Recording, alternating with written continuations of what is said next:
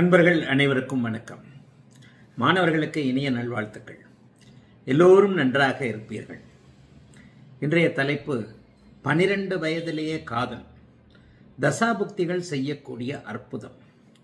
உண்மையிலே ஜோதிடம் ஆரம்பத்தில் கொஞ்சம் ஜோதிடம் கற்க வருபவர்களுக்கு எந்த திசையிலிருந்து எந்த முனையிலிருந்து ஜோதிடத்தை கற்றுக்கொள்வது என்பதில் ஒரு பெரிய அளவில் ஒரு தடுமாற்றம் இருக்கும்.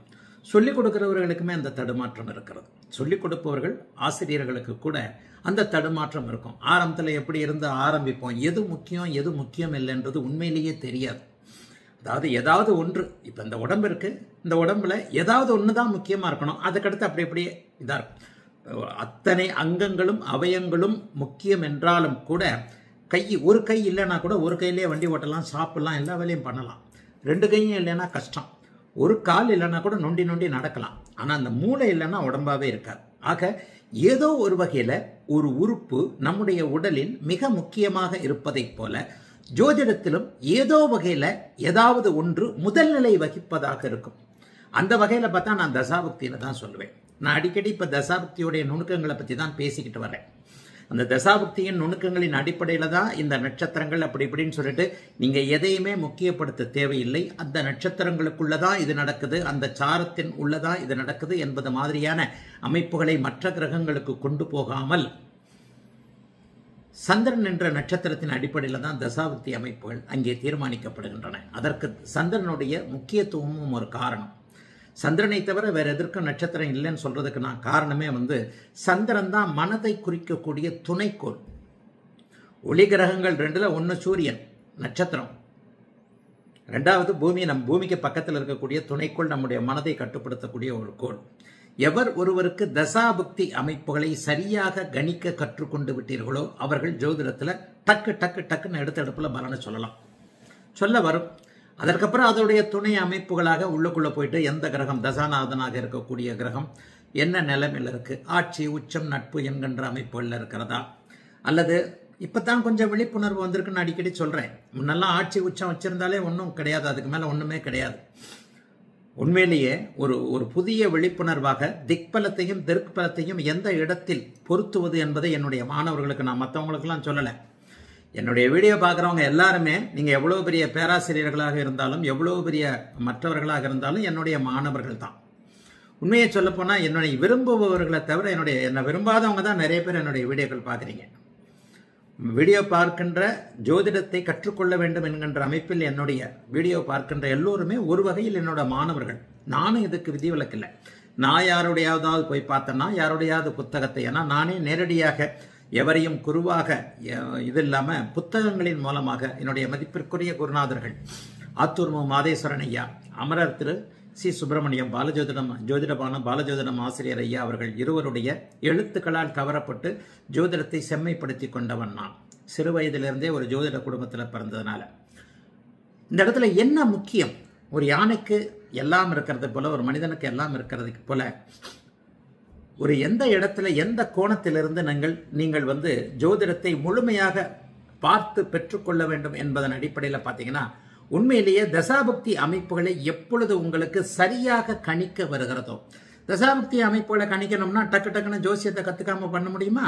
அப்ப அந்த தசாபுக்தி அமைப்புகளை கற்றுக்கொள்வதற்கு அந்த தசாநாதன் கிரகம் எந்த இடத்தில் இருக்கிறது, யாரோடு இருக்கிறது, எத்தகைய ஸ்தான திக்பலத்தில் இருக்கிறது, அதற்கு கிடைத்திருக்கக்கூடிய அமைப்புகள் என்ன, இது போல பல விஷயங்கள்லாம் இருக்கு இல்லையா? அப்ப ஃபைனல் டெஸ்டினேஷன் சம்பவங்களை குறித்து காட்டுவது தசாபுக்தின்னு தான் சொல்லுவேன். அப்ப அந்த தசாபுக்தி அமைப்புகள்ல தான் உங்களுக்கு எல்லாமே இருக்கு.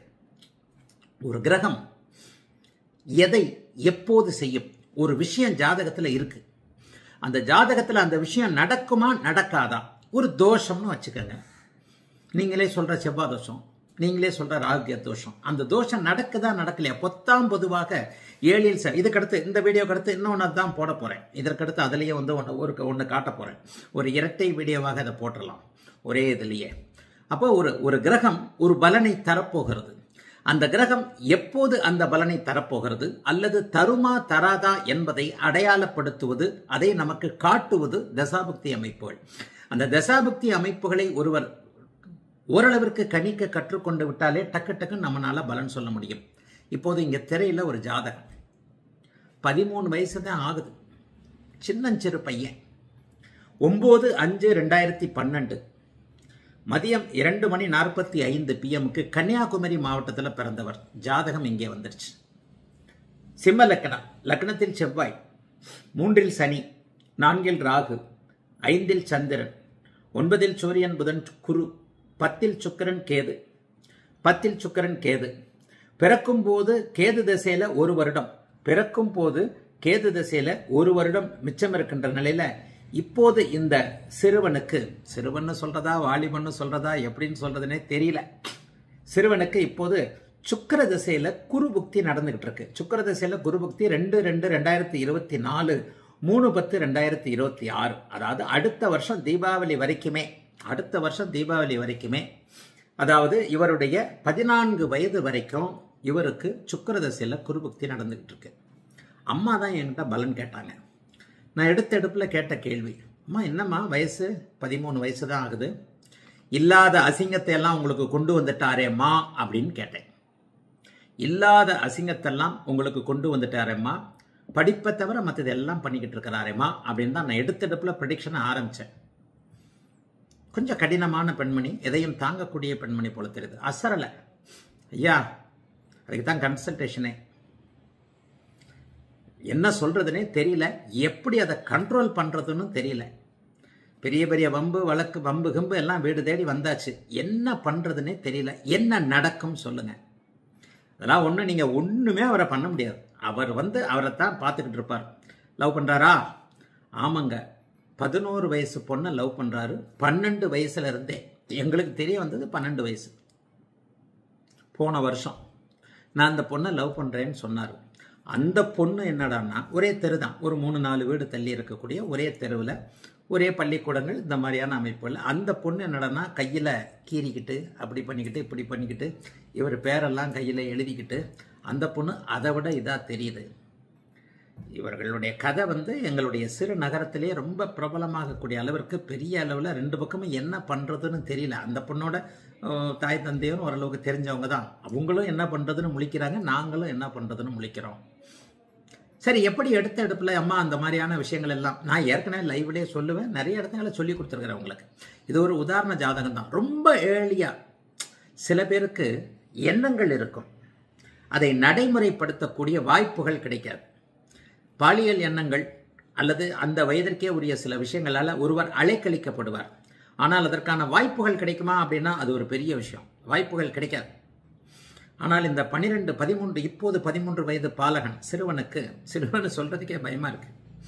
12 வயசுலேயே அவருக்கு அதுக்கான எண்ணங்கள், அதற்கான தோழி கிடைச்சிட்டார். சில பேருக்கு தோழி கிடைக்க மாட்டார்.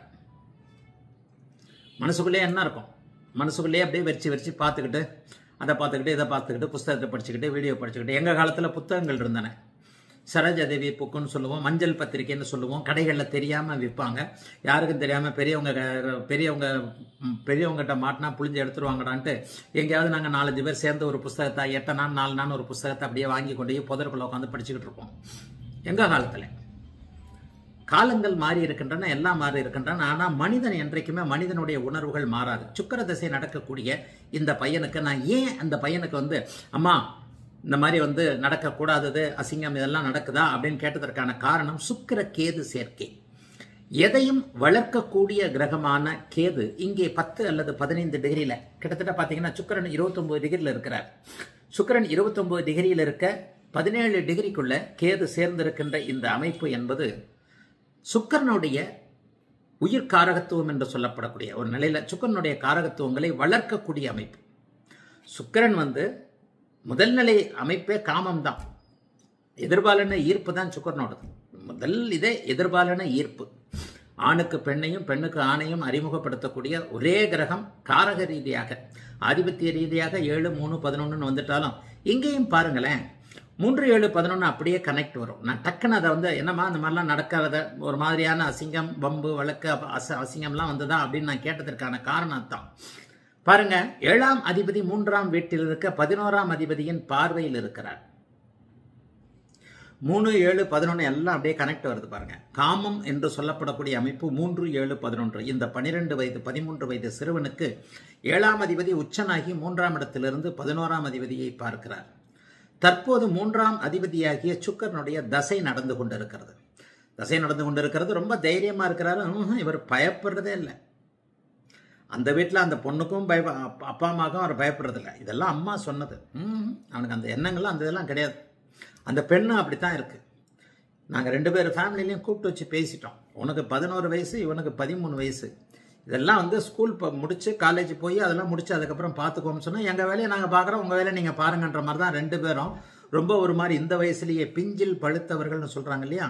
ஐயா, நீங்கள் எடுத்தெடுப்பில் சொன்னது எனக்கு ஒரு சந்தோஷமாக இருக்கிறது. இதற்காகத்தான் நான் ப்ரெடிக்ஷன் வந்தேன். நீங்கள் ஒன்றுமே பண்ண முடியாதமான்னு சொல்லிட்டேன். இதை ஒன்றுமே பண்ண முடியாது. நடப்பது நடந்தே தீரும். தசாநாதன் சுக்கிரன் இந்த அமைப்பில் இவருக்கு தன்னுடைய அந்தந்த காலகட்டங்களுக்கு இன்னொன்று எடுத்தெடுப்பில் இது சனிதான் முதல் நிலை சுபத்துவம். அவயோக தசைகள் நடக்கும் பொழுது அவருக்கு முதல்நிலை சுபத்துவத்தினுடைய தொழில்கள், எண்ணங்கள், கல்விகள் போன்றவைகள் அமையாது என்பதன்படி செவ்வாய் 2ஆம் நிலை சுபத்துவமாக, அதாவது ஸ்தான பலத்தில் சனி வலுவாக உச்சனாகி குருவின் பார்வையில் இருக்கக்கூடிய இந்த அமைப்பு, அதனை அடுத்து ஸ்தான பலத்தில் அதிநட்பு என்கின்ற 2ஆம் நிலை சுபத்துவத்தில் இருக்கக்கூடிய அமைப்பு. 3ஆவதா உச்சனுடைய சூரியனுடைய எடுத்துக்கலாம், பிறகு புதனுடைய எடுத்துக்கலாம். ஆனால் குருவின் இருப்பை விட குருவின் பார்வை பலத்திற்கே சுபத்துவ தன்மைகள் அதிகம் என்பதன் அடிப்படையில் சூரியனோடு சேர்ந்திருப்பதை விட சனியை பார்ப்பதும் செவ்வாயை பார்ப்பதும் சுபத்துவம் என்பதன் அடிப்படையில், ஏமா இவர் மெக்கானிக்கல் அப்படி இப்படி தான் போகணும், ஆனால் போக மாட்டார். ஏதாவது மிலிட்ரி சம்பந்தப்பட்ட அதுக்காக மருத்துவமும் படிக்க மாட்டார். நெருப்பு சார்ந்த அதிகாரம் சார்ந்த துறைகளில் இருப்பாருமா அப்படின்னா, இப்போவே அவன் என்சிசியில் தான் இருக்கிறான். என்சிசி, ஸ்போர்ட்ஸு, இந்த மாதிரியான விஷயங்கள்ல அவனுக்கு ஆர்வம் இருக்குது. இராணுவத்தில் சேரலாம் அல்லது காவல்துறை அமைப்புகளில் போகலான்ற எண்ணங்கள் அவனுக்கு இருக்குது. அதுதான் அவன் ரொம்ப இன்ட்ரெஸ்டாக இருக்கிறான்னாங்க. அப்படி தாமா நடக்கும். சூரிய தசை, சந்திர தசை, செவ்வாய் தசைன்னு அடுத்தடுத்து யோக தசைகள் குருவின் பார்வை அமைப்புகள் இருக்கிறதுனால காவல்துறை மாதிரியான அமைப்புகளில் கண்டிப்பாக வருவார். அவரை பற்றி கவலையப்பட மாட்டார். இவர் நல்லா இருப்பார். ஆனால் சுக்கிர தசை முழுக்க இவருக்கு வந்து கண்டிப்பாக இந்த எண்ணங்கள், அதற்கேற்ற மாதிரி பார்ட்னர், நீங்கள் சொன்னீங்களே 11 வயசு பெண்ணு கையை அறுத்துக்கிட்டு கையில் இவன் பேரை எழுதிக்கிட்டு இவனோட ஜோடி போட்டு சேர்ந்துக்கிட்டு சுற்றிக்கிட்டு இருக்கு, ஒன்றும் பண்ண முடியல. அந்த பக்கம் அம்மா அப்பாவும் பண்ண முடியல, இந்த பக்கம் நாங்களும் பண்ண முடியலன்னு சொன்னதற்கு இணங்க தான் இந்த அமைப்புகள் இருக்கும். இதுதான் உண்மை. சுக்கிரதசை வரைக்கும் உங்களை அந்த பையனை எந்த கண்ட்ரோல் பண்ணிக்க முடியாது. அந்த பொண்ணை தான் கல்யாணம் பண்ணுவாரா அப்படின்னு கேட்டால் அந்த பொண்ணோட ஜாதகம் எனக்கு வேணும். நீங்கள் அந்த பொண்ணோட ஜாதகம் இல்லைன்னு வேற சொல்லிட்டீங்க. ஆனால் இவருடைய ஜாதகப்படி விரும்பிய பெண்ணைத்தான் திருமணம் செய்வார். என்னுடைய ஒரு அளவிற்கு அந்த நீங்கள் சொல்கிற அந்த 11 வயது பெண்ணைத்தான் திருமணம் செய்யக்கூடிய அமைப்புகள் இருக்குது. அது இப்போதைக்கு பேச வேண்டாமான்னு சொல்லிட்டேன். அவங்களுக்கு ஒரு நிறைவு தான். இந்த ஒன்றுமே பண்ண முடியாது. எனக்கு கொஞ்சம் ஜோசியம் தெரியுது, நீங்கள் சுக்கிரதசை. ஆனால் அதில் நான் சொல்லக்கூடியது, சுக்கிரனோடு கேது சேர்ந்திருக்கின்ற காரணத்தினாலும் 3ஆம் அதிபதியாக அவர் இருக்கின்ற காரணத்தினாலும் 7ஆம் அதிபதி காமத்தை கொடுக்கக்கூடிய 7ஆம் அதிபதி உச்சனாகி 11ஆம் அதிபதியும் ஓரளவிற்கு சுபத்துவமாக இருக்கின்ற காரணத்தினாலும் இவருக்கு இளம் வயதிலேயே சுக்கிர தசை நடந்த காரணத்தினால் மட்டுமே இவருக்கு இந்த பெண்களை பற்றிய எண்ணங்கள். 13 வயசுல எந்த பொண்ணுக்கும் தைரியமா போய் எந்த பொண்ணும் போய் லவ் பண்ணுது, அம்மா அப்பா வந்து டிஸ்கஸ்லாம் பண்ண மாட்டாங்க. 2 போட்டு வேலையை பாருன்னுவாங்க. சமாளிக்க முடியாம தான் அஸ்ட்ராலஜி டிஸ்கஷனுக்கு வர்றாங்க. அப்ப 13 வயது பையனுக்கு பேரா ஒரு 11 வயது தைரியம் மிகுந்த சிறுமி வர்றான்றதை இங்க நீங்க கவனிக்கணும். 11 வயசுல என்ன படிப்பீங்க? 6வது 7வது படிப்பீங்க. இப்ப இந்த பையன் 8வது படிச்சுக்கிட்டு இருக்கிறார். 8வது படிச்சுக்கிட்டு இருக்கிற பையன், அந்த பொண்ணு 6வது படிச்சுக்கிட்டு இருக்கு. சமாளிக்க முடியாம வராங்கன்னா அந்த 6வது படித்துக் கொண்டிருக்கின்ற 11 வயது சிறுமி எவ்வளவு பெரிய அளவில் கையை கிழிச்சுக்கிட்டு பேர் எழுதிக்கிட்டு இருக்குன்றத பாருங்க. அப்ப இதுதான் தசாபுக்தியின் விளையாட்டுன்னு சொல்லுவேன். கேதுவோடு சேர்ந்த சுக்கிரன் எந்த விதத்திலும் பாபத்துவத்தை அடையாத இந்த ஜாதகத்தில் உள்ள சுக்கிரன், ஓரளவிற்கு சந்திர அதியோகத்தில் இருக்கக்கூடிய இந்த சுக்கிரன் அம்சத்தில் புதனுடைய வீட்டில் இருக்க, நீச்சம்லாம் அம்சத்தில் கிடையவே கிடையாது. அம்சத்தில் புதனுடைய வீட்டில் இருக்கக்கூடிய இந்த சுக்கிரன் சிறு வயதில் தசாபுக்தியை நடத்திய காரணத்தினால் இந்த பையனுக்கு இந்த காதல், அந்த காதலுக்கேற்ற துணை. எல்லாருக்கும் காதல் வரும், மனசுக்குள்ளே இருக்கும், கைகாலாம் நடுங்கும், வெளியில சொல்ல முடியாது. மனசுக்குள்ள பெண்ணை பற்றிய எல்லா எண்ணங்களும் இருக்கும். ஆனால் கிட்ட போனால் கைகாலாம் நடுங்கும், பேசலாம் முடியாது. எங்களுடைய சின்ன வயசு காலம் அப்படி தான் இருந்தது. இன்றைக்கும் அதே மாதிரியான 90 கிட்ஸ்லாம் இருக்கத்தான் செய்கிறாங்க. இதை பார்த்தா, அந்த வீடியோவை பார்த்தா 90 கிட்ஸுக்கு அப்படியே வயிற்றுலேருந்து புகை வரும். 12 வயசுலேயே இப்படியா அப்படின்ட்டு. ஆனால் எதற்காக இந்த வீடியோ இப்போது போடப்படுகிறது என்றால், எதற்கும் 11 வயது பெண் இவனுடைய எண்ணங்களின் பிரதிபலிப்பாக அதை இது பண்றதுக்காக ஒரு பெண் துணை வருகிறது என்றால் பார்த்துக்கணும். அது சுக்கிரனுடைய தசை நடந்த காரணத்தினால். இந்த பையனுக்கு சுக்கிர தசை நடக்கலைன்னா இதுல ஒண்ணு கூட நடக்கல. ஆக ஒரு விஷயம், ஒரு வளரக்கூடிய, ஒரு சுபத்துவமாக இருக்கக்கூடிய அல்லது பாபத்துவமாக கெடுதலை செய்யக்கூடிய கிரக அமைப்புகள் இருந்தாலும் அது எப்போது நடக்கும் என்பது தசாபக்திகளின் அடிப்படையிலானது என்பதன் அடிப்படையில் இதற்கடுத்து ஒரு 2 பொருத்தம் பார்க்க வந்த ஜாதகத்தை போடுறேன். அந்த பொருத்தம் பார்க்க வந்த ஜாதகத்திலையும் தசாபக்தி அடிப்படையில் சேர்த்து வைக்கலாம்னு சொல்லிட்டு அந்த கல்யாண தேதியெல்லாம் குறிச்சிருக்கிறாங்க. அவங்க சேர்த்து வைக்க போறாங்க.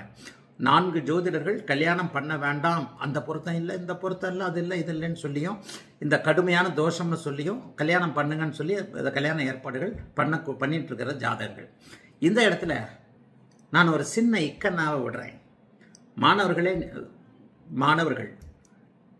மாணவர்களா ஃபாலோவர்கள் யார் வேணாலும் இந்த இடத்துல இதற்கடுத்து இந்த பையனுக்கு சுக்கிரதசையில சனி புக்தி வரப்போகுது. 7ஆம் அதிபதியுடைய புக்தி வரப்போகிறது. அப்பொழுது இந்த பையனுக்கு 14 வயதாகும். 14, 15 வயதாகும், 15 வயசாகும். சுக்கிரதசை சனி புக்தி 15, 16 வயசு, 17 வயசுகளில் நடக்கும். சுக்கிரதசையில சனி புக்தி, சுக்கிரனுக்கு சனி 6, 8 இருக்கிறார், சஷ்டாஷ்டகமாக இருக்கிறார். சனி 7ஆம் அதிபதியாக இருக்கிறார். சனி உச்சனாக இருக்கிறார். உச்ச சூரியனுடைய பார்வை, புதனுடைய பார்வை, குருவினுடைய தொடர்பை பெற்றிருக்கிறார். இந்த பையனுக்கு சுக்கிரதசை சனி புக்தியில என்ன நடக்கும் அப்படிங்கிறத லேசா யோசிச்சுக்கங்க. இப்ப அடுத்த இதுக்கு போயிடுவோம். அடுத்தது திரையில 2 ஜாதகம், இங்க ஒரு ஜாதகம், இங்க ஒரு ஆண் ஜாதகம், இங்க ஒரு பெண் ஜாதகத்தை போடுறேன். திருமண பொருத்தம் பார்க்க வந்த ஜாதகம். ஒருவர் ஈரோட்டில் பிறந்திருக்கிறார், ஒருவர் சேலத்தில் பிறந்திருக்கிறார். ஆண் ஈரோட்டில் பிறந்தது, பெண் சேலத்தில் பிறந்த ஜாதகம். 4 பேர் திருமணமே பண்ணாதீங்கன்னு சொல்லிட்டாங்க சார். எங்களுக்கு என்ன பண்றதுன்னு குழப்பம் இல்லை. ஃபைனலாக உங்க இதுக்கு வந்திருக்கிறோம். பண்ணலாமா பண்ணக்கூடாதா? தைரியமா பண்ணுங்க. எந்த பொருத்தமும் 10 பொருத்தத்தை பத்தி நிறைய இடங்கள்ல சொல்லியிருக்கிறேன். 10 பொருத்தம் பார்க்க வேண்டாம். சரி, 10 பொருத்தம் பார்க்கலன்னா என்ன பொருத்தத்தை தான் பார்க்கறது? 2, 7, 8, 5 இதான கல்யாணத்துக்கு முக்கியம். லக்னம் எப்பவுமே முக்கியம். மனுஷனா இருக்கிறதுக்கு லக்னம் முக்கியம். ஆணாகவும் பெண்ணாகவும், ஆணும் பெண்ணுமாகவும் இருக்கிறார்களா என்பதை பார்ப்பதற்கே லக்னம் கண்டிப்பாக முக்கியம். லக்னம் இல்லாம ஜோசியமே இல்லை.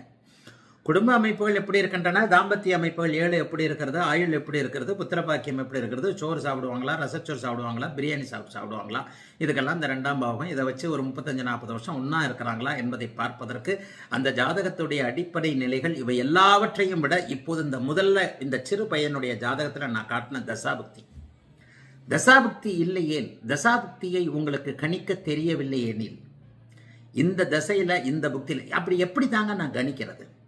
மாணவர்களுக்கு நான் சொல்லிக் கொடுக்கக்கூடியது, ஒரு ஏற்கனவே சம்பவம் நடந்த ஒரு ஜாதகத்தை எடுத்துக்கிட்டு அல்லது உங்க ஜாதகத்தை எடுத்துக்கிட்டு, உங்க ஜாதகம் உங்கள்கிட்ட பொய்யே சொல்லாது. உங்க ஜாதகத்துல உங்களுக்கு ஏன் இந்த தசால, இந்த புக்தியில, இந்த அந்தரத்துல ஏன் இது நடந்ததுன்றதை மட்டும் உங்களுக்கு கெஸ் பண்ண முடிஞ்சதுன்னா, எதிர்காலத்துல என்ன நடக்கும்ன்றதை உங்களால அற்புதமாக கெஸ் பண்ண முடியும். உங்களை சுற்றி இருக்க உங்களுடைய ஜாதகத்தை எடுத்துக்கிட்டு அதுல அந்த ஜாதக தசாபுக்தி அமைப்பின் அடிப்படையில அவர் எப்போது சந்தோஷமாக இருந்தார், ஏன் சந்தோஷமாக இருந்தார், எப்போது துக்கமாக இருந்தார், ஏன் துக்கமாக இருந்தார், பாஸ்ட், அவருக்கு ஆண் குழந்தை எப்ப பிறந்தது, பெண் குழந்தை எப்ப பிறந்தது, குழந்தை எப்ப பிறந்தது, கல்யாணம் எப்ப ஆச்சு, முதல்ல ஒரு சந்தோஷ அனுபவம் எப்போது ஏற்பட்டது, முதல்ல ஒரு கெட்ட அனுபவம் எப்போது ஏற்பட்டது. இந்த மாதிரியான விஷயங்களை தசாபுக்தி அடிப்படையில் அன்பு மாணவர்கள் மற்றும் பின்பற்றாளர்கள் நீங்க அதை கெஸ் பண்ண தெரிஞ்சாலே உங்களுக்கு ஜோதிடம் கட்டின பசுமாடு மாதிரி பின்னாடியே வரும்னு சொல்லுவேன். இங்கே திரையில் முதலில் ஒரு ஆண் ஜாதகம். ஒரு 4 ஜோதிடர்கள் பொருத்தமே இல்லை, பண்ணவே வேண்டாம், இதை பண்ண வேண்டாம், விட்டுருங்கன்னு சொல்லி இப்ப கல்யாண ஏற்பாடுகள் நடந்து கொண்டிருக்கின்ற ஜாதகம். ஆணுக்கு இந்த சைடில் ஆணை போடுறேன், இந்த சைடில் பெண்ணை போடுறேன். ஆண் 7/9/1998 அதிகாலை 7 மணி, அதிகாலை 2 மணி ஈரோடுக்கு அருகே பிறந்த ஜாதகம். மிதன லக்னம், 2ல் செவ்வாய், 3ல் சூரியன் புதன் சுக்கிரன் ராகு, 9ல் சந்திரன் கேது, பௌர்ணமிக்கு பக்கத்தில் பிறந்திருக்கிற ஜாதகம். ஆவணி அவிட்டத்தில் பௌர்ணமி 2 நாள் கழிச்சு பிறந்திருக்கிறார். 10ல் குரு, 11ல் சனி. பிறக்கும் போது குருதசை 9 வருடம் 5 மாதம் 20 நாட்கள் மீதம் இருக்கின்ற நிலையில இந்த பையனுக்கு இப்ப சனி தசையில குருபக்தி நடக்குது. சனி தசையில குருபக்தி 15/8/2024 இருந்து 26 பிப்ரவரி 2027 வரைக்கும். அதற்கப்புறம் புதன் தசை. இந்த பையனுக்கு இந்த ஜாதகர் பொருத்தம் பார்க்க வந்த ஜாதகருக்கு சனி தசை குரு புக்தியில் கல்யாணம் ஆகிடும். ஏன்னா குரு 7ஆம் அதிபதி 10வது வீட்டில் இருக்கிறார். 2ஆம் வீட்டில் செவ்வாய் இருப்பது ராசிக்கு 2ஆம் வீட்டில் செவ்வாய் இருப்பது ஒரு நிலையில கடினம்தான். அதாவது குடும்பத்தை தாமதமாக அமைத்து கொடுக்கக்கூடிய அமைப்பு தான் என்றாலும் கூட அங்கே அவர் குருவின் பார்வையில் இருக்கிறார். 7ஆம் அதிபதியே எந்த ஒரு சூழ்நிலையிலையும் கெட்டு போகாம இன்னொரு கேந்திரத்தில் வலுத்து இருக்கிறார். 10வது கேந்திரத்தில் குரு இருப்பது என்பது கேந்திராதிபத்திய தோஷம் என்றாலும் கூட உயிர்காரகத்துவங்கள் எதுவும் இல்லாத 10வது வீட்டில் அவர் கெடுபலன்களை செய்யறதில்லை. 7வது வீட்டில் அவர் தனிச்சு பாப தொடர்புகள் எதுவும் இல்லாமல் கூடுதல் சுபத்துவமாக இருக்கும் பொழுதுதான் தன்னுடைய தசை நடக்கும் பொழுது, அதுவும் ரொம்ப முக்கியம். திருப்பி திருப்பி திருப்பி திருப்பி அதில் தான் வருவேன். எப்போ நடக்கும்?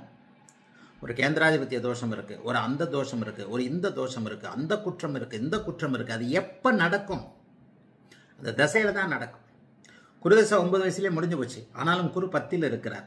ஆக புதன் தசை குரு புக்தியில், சனி தசை குரு புக்தியில் ஒரு நிலையில குரு 7க்கும் 10க்கும் அதிபதி என்பதால் இந்த குரு கண்டிப்பாக இவருக்கு 7ஆம் அதிபதியாக திருமணத்தை கொடுத்தே ஆக வேண்டும். புதன் தசை அடுத்து நடக்க போகுது. புதன் எப்படி இருக்கிறாரு?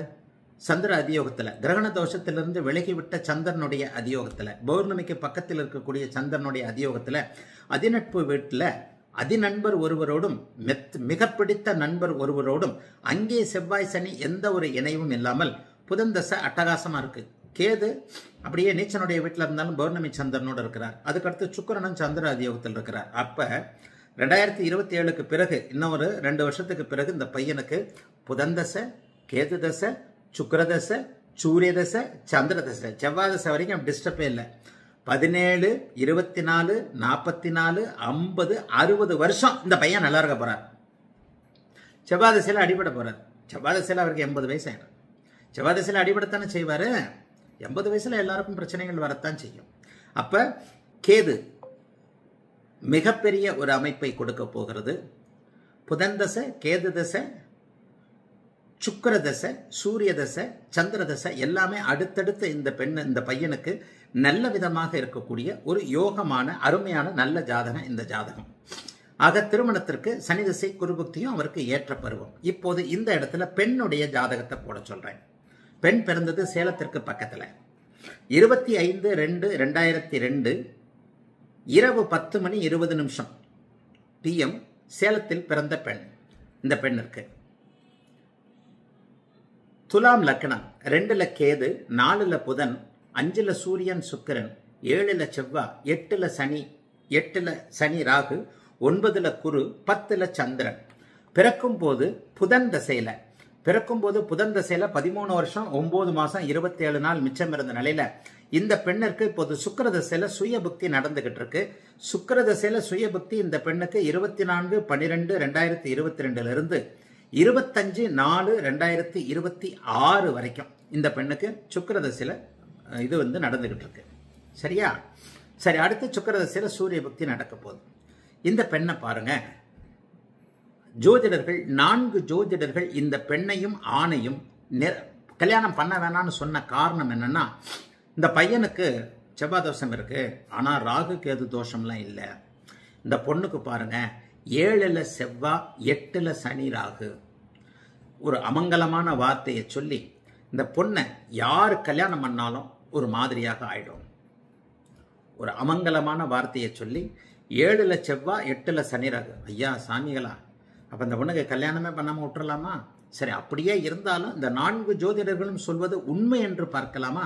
அந்த பொருத்தம் இல்லை, இந்த பொருத்தம் இல்லை, 7ல் செவ்வாய், 8ல் சனி ராகு. இந்த இடத்துல தான் இந்த பெண்ணுடைய ஜாதகத்தின்படி அன்பு மாணவர்கள் மற்றும் பின்பற்றாளர்கள் கவனிக்க வேண்டியது என்னன்னா, எப்ப நடக்கும்? இந்த பொண்ணுக்கு செவ்வாய் தசை வந்தா, இந்த பொண்ணுக்கு சனி தசை வந்தா, இந்த பொண்ணுக்கு ராகு தசை வந்தா உண்மையிலே கஷ்டம்தான். அதை அப்புறம் பார்ப்போம். நடக்காதது அப்புறம். ஆனால் இந்த மாதிரியான அமைப்புல செவ்வாய் தசை, சனி தசை, ராகு தசை வர வேண்டியதெல்லாம் இருக்குல்ல. இருக்கிறவங்களுக்கு அது இந்த மாதிரி நடக்கிறவங்களும் இருக்கிறாங்க. அதுக்காக உடனே திருமண பொருத்தம் பார்க்க வருகின்ற ஒருத்தரிடம் எந்த ஒரு ஜோசியரும் 3 மாசத்துல ஒரு அமங்கலமான வார்த்தையை சொல்லி 3 மாசத்துல இப்படி ஆயிடும், 4 மாசத்துல இப்படி ஆயிடும்னு சொல்றது மாதிரியான ஒரு ஜோதிட துரோகம் வேற எதுவுமே இல்லை. எந்த ஒரு ஜோதிடரும், நான் உள்பட யாரும் கடவுள் கிடையாது. ஜோதிடன் என்பதவன் கணிகன் தான், கணிதன் தான், கணியன், ப்ரெடிக்ட் பண்றவன் தான். அந்த ப்ரெடிக்ட் பண்றதுல 1000 முறைகள் இருக்கின்றன, 1000 அனுபவங்கள் இருக்கின்றன, 1000 வித்தியார்த்த அமைப்புகள், அறிவாளித்தனம் இருக்குது, ஞானம் இருக்குது, அனுபவம் இருக்குது. எடுத்தெடுப்புல 7ல் சனி இருந்தா, 8ல் சனி இருந்தா, 7ல் சனி செவ்வாறாக இருந்தா, 8ல் சனி செவ்வாறாக இருந்தா அவன் வந்து அப்படி ஆகி போடுவான், இவன் இப்படி ஆகி போடும், அப்படி ஆகி போடுன்னு சொல்றதுக்குலாம் இங்க ஒண்ணுமே இல்லைங்க. சரி, இந்த ஜாதகம் அப்படி ஆகுமா? சர்வ நிச்சயமாக ஆகாது. 8ல் சனி இருக்கிறார், சனி தசை நடக்கிறதா? சனி தசை நடக்கும் போது அப்படிப்பட்ட எதனா பிரச்சனை வருமா? வரும், வரத்தான் செய்யும். அதற்கப்புறம் அது 7ஆம் அதிபதியுடைய அமைப்பு, 7ஆம் இடத்தின் அமைப்பு, சுக்கிரனுடைய அமைப்பு. பிரிவார்களா அல்லது அமங்கலமான ஏதாவது ஒன்று நடக்குமா? அப்படி அமங்கலமான ஒன்றெல்லாம் நடக்காம இருக்கிறாங்களா? இந்த இப்போ கூட ஒரு குழந்தையோட ஜாதகம் போட்டிருந்தோம். கல்யாணம் ஆகி 9ஆம் மாசத்துல குழந்தை பிறந்து 1 வருஷத்துல அப்பா இறந்து போனாரும் சொல்லிச்சு. கடுமையான 6-8 தரும் மோசமான மரணம்னு போட்டிருந்தேன். என்னாலேயே ப்ரெடிக்ஷன், என்னாலேயே அந்த கன்சல்டேஷன்ல பேச முடியல, கேட்க முடியல, அந்த அளவுக்கு மனவேதனை. நடக்கத்தானே செய்யுது, யாரோ ஒருவருக்கு நடக்குது, இல்லைன்னு சொல்ல முடியாது. வாழ்க்கையில எல்லாரும் சந்தோஷமா இருந்ததில்ல, எல்லாரும் பாசிட்டிவா இருந்ததில்ல. ஆனா குறிப்பிட்ட ஜாதகத்திற்கு நடக்குமா நடக்காதா என்பதை எப்படி அறிவது? அதை பார்க்கறதுக்கான ஞானமும் அதற்காக பார்க்கறதுக்கான அறிவு, ஞானம், அனுபவம் எல்லாம் வேணும் இல்லையா? அப்ப இந்த பெண்ணுக்கு என்னையா நடக்கும்? 7ல் செவ்வாய் 8ல் சனி ராகு இருக்கு, ஏதாவது நடக்குமா? கண்டிப்பாக நடக்காது. இவங்க 2 பேரும் திருமணம் பண்ண போறாங்க, கண்டிப்பாக திருமணம் நடக்கும், வாழ்வாங்கு வாழ்வார்கள். ஏன்னா இந்த பையனுக்கு, இந்த பையன் இந்த பக்கம் தெரியக்கூடிய மணமகனுக்கு அடுத்தடுத்து வரக்கூடிய தசாபக்தி அமைப்புகள் மிகப்பெரிய அளவில் நன்றாக இருந்து லக்னாதிபதியே வலுவாக இருக்கக்கூடிய ஒரு சூழல். லக்னாதிபதி வலுவாக எப்படி இருக்கிறாரு? பௌர்ணமி சந்திரனுடைய அமைப்புல வலுவாகவே இருக்கிறார். 7ஆம் அதிபதி இன்னொரு கேந்திரத்தில் ஆட்சியாக அமைந்து 7ஆம் பாவகத்திற்கு சனி செவ்வாய் ராகு போன்ற தொடர்புகள் எதுவும் இல்லாமல் ராசிக்கு மட்டும் 7ல் ராகு இருந்தாலும் கூட சுக்கிரனை ராகு பாதிக்கப்படுத்தி, இந்த பையனுக்கு சுக்கிரனை ராகு பாதிக்கப்படுத்தியிருந்தாலும் கூட எல்லாத்திற்கும் நிறைவாக நான் சொல்லக்கூடிய சந்திர அதியோகம், பௌர்ணமிக்கு பக்கத்தில் இருக்கக்கூடிய சந்திரனுடைய அதியோகத்தினால் இந்த குறைகள் எல்லாம் தீரக்கூடிய அடுத்தடுத்து யோக தசைகள் வரக்கூடிய ஜாதகம். சரி, இந்த பொண்ணுக்கு எப்படிங்க இருக்குது? சனி வருதா? செவ்வாயோ சனியோ ராகுவோ வருமா? கண்டிப்பா வராது. பிறந்ததே புதன் தசையில. செவ்வாய் தசை, ராகு தசை, சனி தசை வருமானு பாத்தீங்கன்னா சனி தசை 100 வயசுல வரும். சனி தசை 100-110 வயசுல வரும். 100-110 வயசுல புருஷனுக்கு ஏதாவது ஆச்சுன்னா பிரச்சனையே இல்லை, போய் தொலைதா, அதெல்லாம் ஒன்றும் பிரச்சனை கிடையாது. அதுக்கப்புறம் ராகுதசை வருமா? ராகுதசையே வந்தாலும் 80-90 வயசுல தான் வரும். ராகுதசை வந்தா கெடுதல் தான். ராகுதசை 80-90 வயசுல வருது. செவ்வாய் தசை வருதா? செவ்வாய் தசையும் அந்த மாதிரியான வயசுகள்ல தான் வருது. அப்போ ஒரு 70 வயது தாண்டி, 80 வயது தாண்டி, 90 வயது தாண்டி செவ்வாய் தசை, சனி தசை, ராகு தசை வரும் பொழுது செவ்வாய் தசை எப்போ வரும்? செவ்வாய் தசையில கூட உயிர்கண்டங்கள் எதுவும் இருக்காது. சனி தசையில தான் உயிர்கண்டங்கள் மாதிரியான அமைப்புகள் இருக்கும். சனி தசை வரப்போறதே 100 வயசுல தானே வரப்போகுது. 100 வயதுல வரப்போகின்ற சனி தசைக்கு இப்போதே ஏன் அது அப்படி ஆயிடும், இது இப்படி ஆயிடும்னு சொல்ல. சரி, இப்போது இந்த பெண்ணுக்கு என்ன நடக்கும்? நாளைக்கு நடக்க போறது எப்படியா? 8ல் செவ்வாய், 7ல் செவ்வாய் சனி ராகு இருக்குது, என்ன நடக்கும்? அற்புதமான ஜாதகம் அது. லக்னாதிபதி சுக்கிரன் 5ஆம் இடத்தில் கோணத்தில் அமர்ந்து பரிவர்த்தனையாகி குருவின் பார்வையில் இருக்கக்கூடிய எக்ஸலண்ட் ஜாதகம். குருவின் பார்வையில் 12 டிகிரியில் இருக்கிறார். கூடவே இந்த பையனை போலவே அடுத்த நாள் மாசி மகம் என்று சொல்லப்படக்கூடிய பௌர்ணமி சந்திரனுக்கு அதியோகத்தில் இருக்கிறார். சரி, 7ஆம் அதிபதி வலுவாக இருக்கிறார், சந்திர கேந்திரத்தில் இருக்கிறார். 7ஆம் அதிபதிக்கு எந்த விதமான பாவ தொடர்புகளும் இல்லை. ஆனா 8ஆம் இடம் சற்று பாதிக்கப்பட்டிருக்கிறது. 8ல் ராகு சனி இருக்கிறது நல்லது, அவங்களுடைய ஆயுளுக்கு, சம்பந்தப்பட்ட பெண்ணுடைய ஆயுளுக்கு. ராகு இருப்பது அதை கொஞ்சம் சேதப்படுத்துகிறார். ஆயினும் அதை ஈடுகட்டுகின்ற விதமாக லக்னாதிபதி சந்திர அதியோகத்திலும் குருவின் பார்வையில் இருப்பது மிகப்பெரிய நிறைவான ஒன்று. இப்ப என்னங்க நடக்குது? இந்த பெண்ணுக்கு இப்ப என்ன நடக்குது? சுக்கிர தசை நடக்குது. ஆக இந்த சுக்கிர தசை என்ன செய்யும்? சுக்கிரனுக்கு அடுத்து சூரிய சந்திர தசைகள் வரப்போகின்றன. ஆக இந்த அமைப்புல சுக்கிர தசை அருமையாக சந்திர அதியோகத்தில் குருவின் பார்வையில் 20 வருஷம் இருக்க, அதற்கடுத்து சூரியனும் அப்படியே குருவின் பார்வையில் இருக்க, சந்திரன் தானே பௌர்ணமி சந்திரனாகி சனி செவ்வாய் தொடர்பில் இருந்தாலும் ராகுவோடு சேராமல் தானே முழு நிலவாக ஒரு கேந்திரத்திற்கு அதிபதியாகி தானே வலுவாக இருக்க, கிட்டத்தட்ட 36 வருஷம் மிகப்பெரிய நல்ல அமைப்பு வந்துருதா. 42 வயசு வரைக்கும் செவ்வாய் தசை நடக்க போகுது. செவ்வாய் தசையில கண்டங்கள்லாம் வராது. கணவனுக்கோ மனைவிக்கோ கண்டங்கள் அமைப்புகள் செவ்வாய் தசையில கிடையவே கிடையாது. ராகு திசை சில நேரங்களில் பாதிக்கும். ஆனா அப்ப வர்றதுக்குள்ள என்ன ஆகுது? 70 வயது தொடங்கி விடுகிறது. ஆக தசாபுக்தி அமைப்புகள் எப்போது ஒரு தோஷத்தை, இந்த பெண்ணிற்கு இது தோஷமா? ஆம், தோஷம். ஏழில் செவ்வாய் நல்ல வேளையாக கணவனை பாதிக்க முடியாத அமைப்பில் இருந்தாலும் வாழ்க்கையை பாதிக்கக்கூடிய அமைப்பில் குடும்ப வீட்டை பாதிக்கக்கூடிய அமைப்பில் ராகு கேதுக்கள் சனி போன்ற அமைப்புகள் ராகு சனி தசையில் இருக்கின்றன. ஆனால் அந்த ராகு சனி தசை வர்றது 70 வயதில் வருது. 70 வயதில் யாருடைய குடும்பமும் பாதிக்கப்படத்தானே செய்யும். அந்த அடிப்படையில் தான் நம்ம பலனை பார்த்து வைக்கணுமே தவிர, திருமண பொருத்தத்தில் மிக மிக முக்கியமானது அந்த சம்பவம், அந்த விஷயம் எப்போது நடக்கும் என்பதை கணிக்கக்கூடிய தசாபக்தி. 3 மாசத்துல அப்படி ஆயிடும், 4 மாசத்துல இப்படி ஆயிடும், 3 மாசத்துல ஒரு அமங்கலமான காரியம் நடந்துடும் சும்மா பொத்தாம் பொதுவா அடிச்சு விடுறதை விட எப்போது எப்படி நடக்கும். பெரும்பாலானவர்கள் இந்த இடத்துல என்ன தவறு பண்றாங்கன்னா, தசாபக்தி அமைப்புகளை எந்த பொருத்தம் பார்க்கிற எந்த ஒரு ஜோதிடரும் தசாபக்தி அமைப்புகளின்படி என்ன நடக்கும்னு பார்க்கறது இல்லை. இந்த தேவையற்ற ஜோதிடத்தை கேவலப்படுத்தி கொண்டிருக்கின்ற, ஜோதிடத்தின் மாண்பை அப்படியே கெடுத்து கொண்டிருக்கின்ற, ஜோதிடர்களை அவமானப்படுத்தி கொண்டிருக்கின்ற இந்த 10 பொருத்தம் என்கின்ற இல்லாத ஒரு நட்சத்திர பொருத்தத்தின் அடிப்படையில் தான் எல்லாம் பார்க்கப்பட்டு ஜோதிடத்துடைய மாண்பே கெடுகிறதே தவிர 10 பொருத்தத்தில் தசாபக்தி அமைப்புகளே இல்லையே. ஆக தசாபக்தி அமைப்புகளின் அடிப்படையில் என்ன நடக்கும் ஏது நடக்கும் என்பதை திருமண பொருத்தத்தில் பார்த்து கணிக்கும் பொழுது ஜோதிடர்களே துல்லியமாக சொல்லிவிட முடியும் என்பதற்கும் உதாரணமாக இந்த திருமணம் செய்து கொண்டு வாழ்வாங்க நல்ல விதமாக வாழப்போகின்ற இவர்களுடைய அமைப்பும் ஒரு சாட்சி. வாழ்த்துக்கள். அடுத்த வீடியோவில் பார்க்கலாம்.